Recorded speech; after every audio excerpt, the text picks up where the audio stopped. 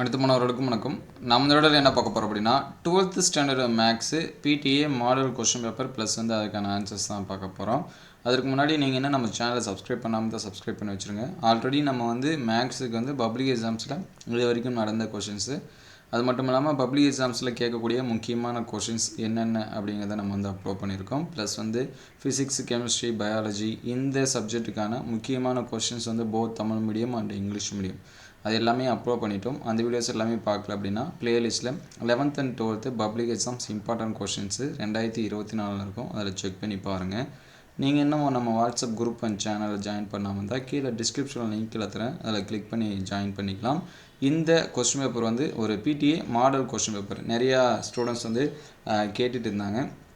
Models இந்த மாதிரி அதுக்கான ஆன்சர்ஸும் டெரைவ் பண்ணி கொடுத்துருக்காங்க. மொத்தம் பார்த்திங்க அப்படின்னா 6 மாடல் கொஷின்ஸ் இருக்குது. இதில் ஃபஸ்ட்டு மாடல் கொஷின்ஸ் இது.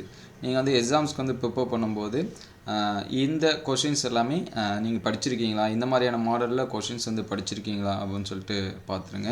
இதில் ஒவ்வொரு சம்முக்கான ஆன்சர்ஸும் டெரைவ் பண்ணி கொடுத்துருக்காங்க. தமிழ் மீடியம் ஸ்டூடெண்ட்ஸாக இருந்தீங்கன்னா அது ஒரு சில லெட்டர்ஸ் மட்டும் ட்ரான்ஸ்லேட் பண்ணி ப்ரிப்பேர் பண்ணிங்க. மேக்ஸை பொறுத்த வரைக்கும் கால்குலேஷனை பொறுத்த வரைக்கும் அந்த ஒரு சில லெட்டர்ஸ் மட்டும் தான் சேஞ்சஸ் ஆகும். மற்றபடி ஈக்குவேஷன் இது எல்லாமே சேம் தான், சரிங்களா. அந்த மீனிங் மட்டும் ஒரு சில இடத்துல சேஞ்சஸ் ஆகும். அது அந்த தமிழுக்கு ஏற்ற மாதிரி நீங்கள் மாற்றிங்க.